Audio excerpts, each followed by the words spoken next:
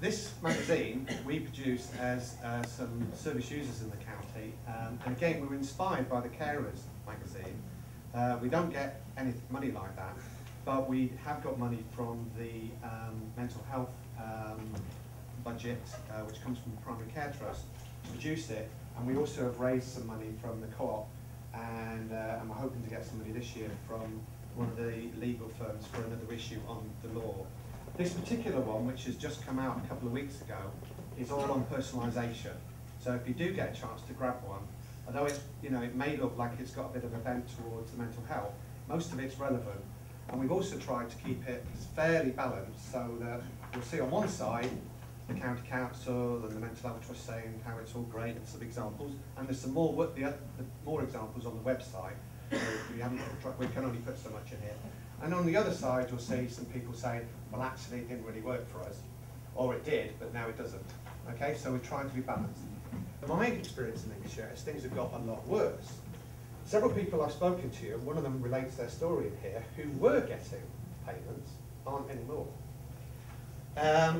You've got Mind, the services in Mind, because they were getting a direct grant, are now having to shut. So Lincoln Mind is now in the process of shutting itself down. As far as I know, Grantham's in a similar kind of process.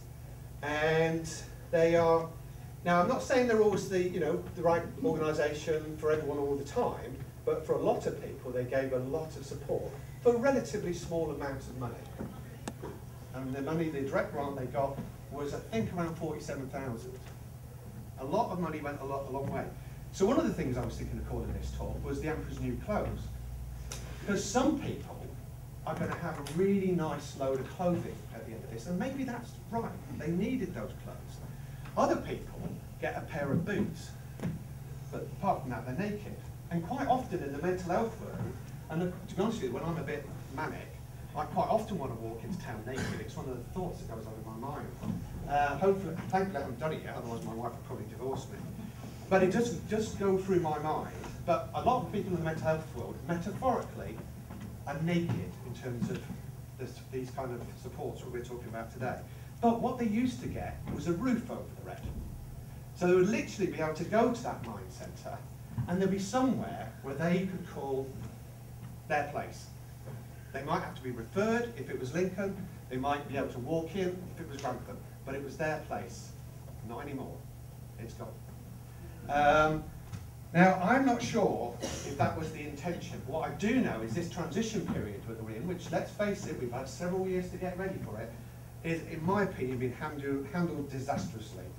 And the overall cost of moving over has, I think, somebody really should be looking at this. Unfortunately, it's too late.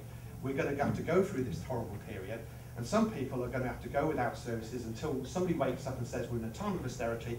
Sometimes you have to put money in to a centre, and not just £400 here and £400 there and £200 here, and hope that somebody is actually going to pull their resources to get that centre off the ground. Centres don't happen like that. Talking to a chap in the audience who I'm looking at, and he's just finally got his money sorted out for one day to attend a centre in Lincoln. I'm not going to say what the centre is, but thank goodness that's happening, because this centre has had to buy itself out from under the mental health trust in order to keep going, and luckily it had some other income streams to keep going. But to me, what are we doing when we're taking vulnerable people who attend this centre with mental health, learning disability, physical issues, sensory issues, and we're having to make them literally survive on their own without proper grant funding?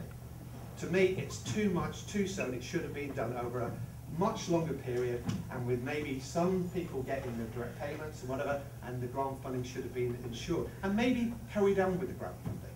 I think it's this Stalinist approach that we know what's best for you, to this system whereby, yes, you know what's best for yourself, there's the money, we're not really interested anymore. When you spent it, that's it, forget about it. It's very much a kind of consumer model of care, which I think has all sorts of problems. And if you look at elsewhere in the world where it's been tried, there are problems. There's some really good things, and when there's lots of money in the kitty, which is when this was conceived, I think it works fine. But I think maybe we're going to change one model that had problems for another model that's going to have different problems. Not this, I'm going to tell you about my friend Karen. She's down in Reading. She's the one whose car I'm driving at the moment. Now, I've known Karen for a good 15, 20 years. Now, she had problems from an early age, started cutting herself when she was sort of 5, 6 years old.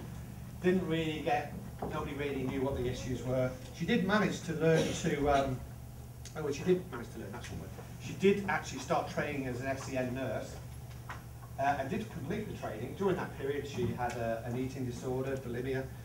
She carried on cutting herself. She also had some very strange notions about how you got around in the world, and also what is acceptable for other people to do to you. That was both at school and later on.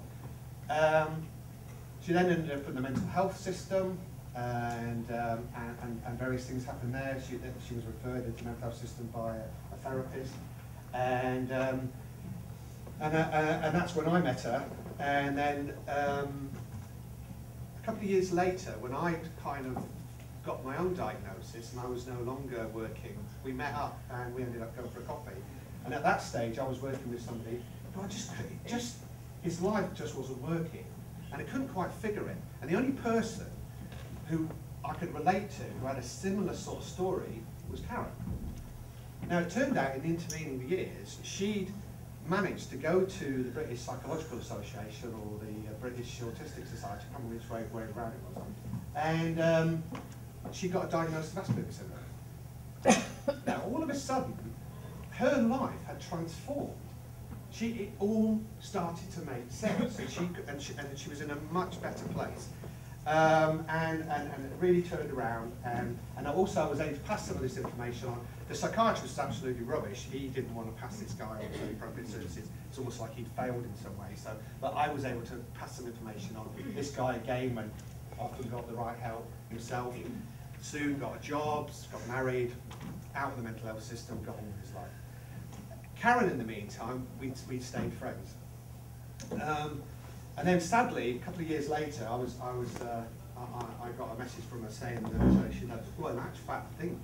She was staying with me and my girlfriend at the time, and she had this really bad turn. And I wasn't quite sure what was going on, but I took her to the hospital. And then I had to leave her there with my girlfriend. The girlfriend was a gentleman who kept an eye out for her. I went back to Reading, so I had to look after her animals, and I had to go to work on Monday. Anyway, it turned out that she had a slight suspicion, but she'd never said anything to me, that she had MS, multiple sclerosis. So now you've got a situation where you've got somebody who's got, recurring, but generally for 15 years, coped with the mental health side of things. Asperger's syndrome, and again, once she understood what the Asperger's syndrome was, she was coping really well. And then you've got this, now you've got multiple sclerosis. And the other weird thing with the multiple sclerosis was that she met somebody via the MS Society in Reading, and they had a relationship. And then this person had really the really rapid onset one, and she ended up being the primary carer. And that included, holding her literally in the shower, and but they did have some nice times. They went on a safari to Kenya and a couple of other nice little holidays. But now this person is on total life support in a home situation that is 24-hour care, but it's literally, I'm amazed she's still alive. I've been amazed the last couple of years. The issue is, Karen is a wonderful person, very creative, gives a lot, has her independence, she has her car, that's where most of the DLA goes on. When she came out of hospital last year, I sort of thought, right, there must be something else we can do.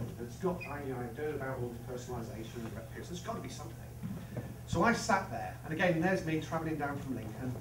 I also had to get her out of the hospital and help sort that out, because that was a right kerfuddle, because nobody wants to take responsibility, for care in the community.